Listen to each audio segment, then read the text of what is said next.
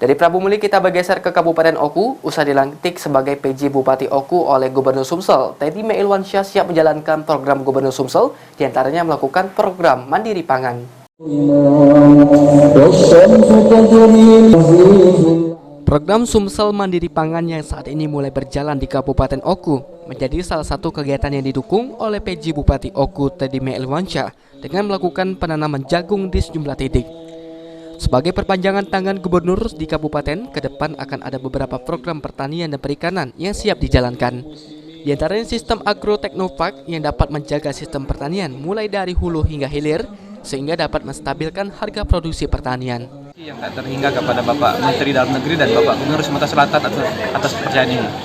Kami sebagai perpanjangan tangan Pak Gubernur di daerah, tentu wajib hukumnya bagi kami untuk mendukung dan menjalankan semua program beliau, ya, terutama dalam mewujudkan visi dan misi beliau Sumsel Maju untuk Semua. Salah satunya apa? Salah satunya gerakan Sumsel Mandiri Pangan. Makanya itu kami sejak hampir 2 bulan yang lalu sudah melakukan upaya-upaya itu.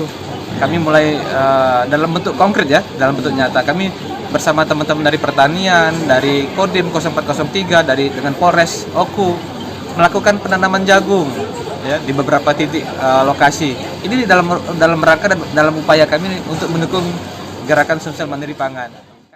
Saat ini di Oku sendiri tanaman jagung mulai banyak dikembangkan petani, bahkan sudah ada beberapa investor mulai menanamkan modalnya di sektor pertanian jagung, sehingga menunjukkan arah mendukung Sumsel Mandiri Pangan.